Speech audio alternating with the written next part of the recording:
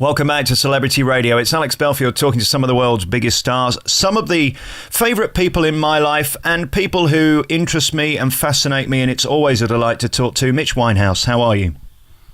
Pretty good, how are you? Yeah, I'm great, mate. Thank you for coming on again. We've spoken many times over the years, and of course this time is probably the most poignant in a sense that we've got past the grief of Amy Winehouse. We're now able to remember your daughter for her beautiful music, and of course you've turned all this into this wonderful charity to now help other people. I guess this is great solace for you that you're turning a negative, probably the worst negative, into a huge positive. I'd like to think so. You know, I understood pretty early on after Amy passed that the way that I could get through this was by help, or my family could get through this, I should say, not just me, was to be able to help other young people suffering from some kind of disadvantage or another. And that's what we've done. And from a purely, apart from helping them, from a purely selfish point of view, from my family's point of view, and certainly from my point of view, it's been an incredible help in my personal recovery. How soon was it that you were able to even consider the Amy Winehouse Foundation? Did that come easily for you? Well, I won't say it came easily, but, you know, I've got to say this, and I've said it before, and I wrote it in my book. It's well documented that I got the news I was in New York because I went out to do a tour in North America, and, of course, we had to come straight back. And the moment that I was told that Amy had passed away, the phrase Amy Winehouse Foundation came into my head. It was. I mean, obviously, I was in shock. It was like Amy was telling me, Amy Winehouse Foundation, Amy Winehouse Foundation. And you know, when we flew back to, I mean, I don't even know how we got back to London, but we flew back, and my manager and Amy's manager were with me, Trenton and Ray, and you know, they were inconsolable, you know, weeping, and you know, again, I was in a state of shock, but I was just thinking about the foundation. And when we touched down, I spoke to the family and I said, look, what can we do about this? You know, we either sort of succumb to it or we try and, you know, roll our sleeves up and get stuck in. And to their credit, they said, let's do it. You know, let's go for something positive. So that's basically what happened. And but I started to talk about foundations, and somebody went out and grabbed all the domain names. So we had to wait a little while. But, you know, we sorted it out in the end. This is an awkward question, and this came to me after listening to Howard Stern in America just a couple of weeks ago as he was talking about your daughter with such reverence. This comes after hearing on Popmaster last week a question about Amy. Was it worth it? I mean, this is a horrible question to ask, but the price she paid for those 2 albums of genius, where are you now in the payoff? I mean, I asked this question once of Freddie Mercury's mother. Do you think without music she would have been able to fight through it, and without show business she'd still be here today? Well, it's an enormous question to answer, and the question is I don't know. But showbiz and music gave her so much. This is what she wanted to do. And I wouldn't say that this was a price that she had to pay. You know, there are many people struggling with addiction today and suffering terrible loss that haven't been in show business. You know, addiction is as random as cancer or as random as a heart attack. It affects anybody at any time in any profession. So I wouldn't blame the music industry. I would just say that there were certain aspects of the music industry perhaps that affect everybody, that, you know, you want a bit of, frankly, you know, I find it myself, unbelievably, where you want a bit of privacy, and sometimes it's not always to find that privacy. And some people are better at handling it than others. But I wouldn't blame the music industry for Amy's problems in the same way that I wouldn't blame Blake for her death. You know, he wasn't responsible for her death. So, you know, I think it would be unfair to place the blame on music. There are so many facets to people, and so many different things going on for people who are struggling with addiction, self-image, all different kinds of things, low self-esteem. You can't really pin the towel on anything. Do you think Amy knew that she was A, beautiful, and B, probably the greatest singer of her generation, or possibly ever? Well, you know, I mean, it's difficult for me to get through this without getting very emotional. I mean, one of the last conversations she said to me was, "Dad, do you think I'm beautiful?" And Amy, I think you're not only a beautiful girl, you're a beautiful person, which is what she was. I mean, you've heard all the stories about her kindness and generosity. She was a wonderful young lady, as many people are in the music industry. And, I think she did have self-doubts about herself. As far as her talent is concerned, what I found interesting was, again, latterly, she would watch, say, YouTube clips of her from previous shows, and she'd say to me, "You know what, Dad? I was really good." And I said, "You are good, Amy. You're great. You're a great singer." Interestingly, I've been so wrapped up in her, I didn't realise what a great singer she was until now. I listen to some of the stuff that she does, and I go, well, wait, this is amazing. Especially the Paul Weller and Jules Solon, Don't Go to Strangers and things like that. It's just beautiful. Yeah. And speak to Tony Bennett, who's a friend of the family. He regards her as one of the all-time greats. So, yeah, I don't know whether she did realise she was great or not, but I don't know whether that would have made any difference to her. I mean, she was very self-effacing. Yeah. You couldn't pay her a compliment. She wasn't interested. Not that my opinion counts, but I think she was our greatest voice since Dusty Springfield. I truly do. I think she had an extraordinary tone. I mean, the first time I heard Tears Dry on Their Own, I was so moved to tears by it because it was so beautiful. But there was a tragedy within her voice, wasn't there? She was able to emote far more than most people can. And that's a great blessing. But of course, there's a price to pay for that. It means you're hypersensitive. Yeah, well, the price to pay is for her was always she was writing songs with, she wasn't like Irving Berlin or Cole. Irving Berlin would get up every day and he'd write a song every day. The moon is blue, the sky is blue, the grass is green, a girl walks past, give me a kiss, darling, one of those silly love songs. Yeah. Amy, every song that she wrote was autobiographical, and when she wrote and sang Tears Dry on Their Own, she was writing Tears Dry on Their Own. Mm. Yeah, and when she sang it, she was emoting Tears Dry on Their Own. And that was one of the problems after Back to Black came out, was that, of course, most of that album was written with Blake in mind. She wrote that song about Blake and about their relationship. That's why it's difficult for me to listen to. Yeah. And, and she'd moved on. So when she was now with Reg, who her and Reg were going to get married and have a family, and she's now having to still sing Tears Dry on Their Own and Back to Black and stuff like that. That's when things became difficult for her, because she didn't really like to sing those songs anymore. It took her back to a place where she didn't want to be. Yeah. There are many people involved when somebody passes, like Amy. How's Reg doing, by the way? Is he okay?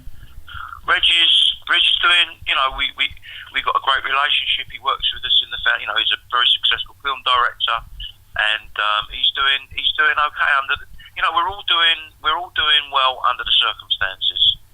You know that old adage about as time passes you never forget but it get easier? It does it as a father. I mean, it's the worst tragedy really. A father never expects to bury his daughter. Does it get easier, or do you just learn to cope with it? No, you do learn to cope with it. In fact, I don't know whether you know, Janice's book came out, Loving Amy, and I just, just before you phoned, I thought I've got to get myself together because I was crying 5 minutes before you phoned me. Right. And not in a sad way, because it's dealing with Amy's childhood and a lot of funny stuff, and it's stuff in there about my mum and my family. And it's a lovely, lovely book, and I urge your listeners to go out and buy it. Love it. All proceeds to the foundation, of course. Yeah. And so I wouldn't say that it gets easier, but you do learn to cope. You just put one foot in front of another, and having the foundation and the work that we do makes it maybe that little bit easier as well. When you lie in bed at night, what's the one good memory? Let's end this section on a positive. What's the one memory as a child that you'll always take with you that makes you smile? As a child or... Yeah, when Amy was a child. Oh, well, there's just so many. I mean, she was such a lovely kid, and but she's very mischievous. So we go shopping to say what was around in those days. Brent Cross, that was the big shopping centre in those days. And she would deliberately go and hide behind racks of coats just to, because my son would go crazy because he was so protective of her. Yeah. Just to see, she was extremely mischievous. She was a lovely kid, and she was a lovely adult and a strong woman. But like a lot of strong, successful women, she had powerful demons as well. And in the most part, she dealt with them. But the final one, she just make it. Yeah. Are you grateful to Russell Brand? Because for me, he gave the best context as a guy who had fought his demons like Amy had. Fortunately, he survived to tell the story. Did he help, do you think, in that article he wrote for The Guardian, where he tried to explain to people like me, I've never been on drugs, so I don't understand that core addiction, to understand? Well, Russell's very, we're all very close to Russell, and Russell does a great job in getting the message across that addiction is an illness. Let's not put it in the same category as cancer or but if nobody wakes up in the morning and says, you know what, I'm going to become a drug addict or an alcoholic. Nobody chooses that, and certainly in the case of women, a lot of women are coerced into addiction by their male partners. This is well documented. So a lot of people, men and women, should be regarded with sympathy and helps. But of course there is no help available to them unless you can afford to put yourself through the Priory. I mean, you don't have to go to the Priory, there are many more reasonable places than that. But unless you can afford to put yourself through treatment, you're basically left to die. And that's the good job that Russell is doing, and we're doing at the foundation.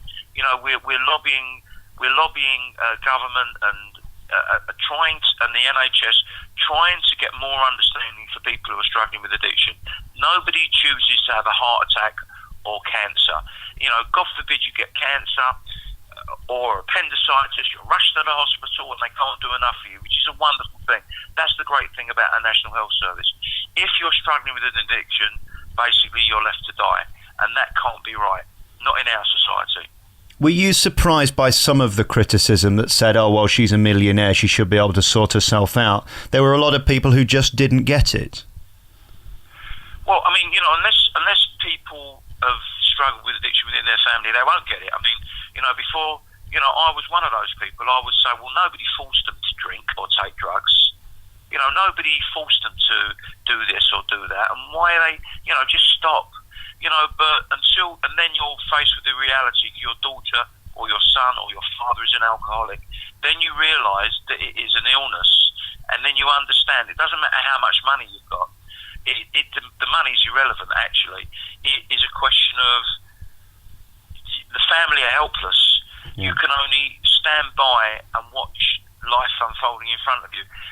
The thing is somehow or another, if you look at the statistics, there are nearly 1 million addicts of one kind or another in this country. You're not getting 1 million addicts dying from there, but somehow or another they do come out of the other end. But it's got to be at a time when, you've heard all this stuff before, when they're ready to give up for whatever reason, they give up, and it happened with Amy. She couldn't stand the look on her family's face as far as drugs were concerned. She stopped taking drugs 3 years prior to her death.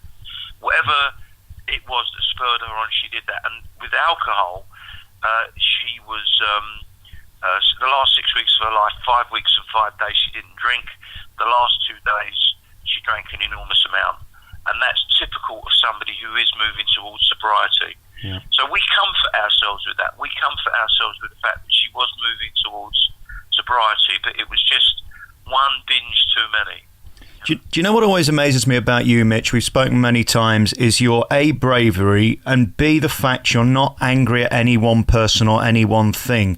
Was there a point where you wanted to blame either the guy who sold the drugs, the guy who sold the drink, or the guy who drove her to drugs and drink? What are you going to do? Nothing positive can come from anything negative. Did Blake want Amy to die? No, he loved her. He had a strange way of showing it by basically coercing her into drugs, that he really loved her and he still loves her. And Amy loved him.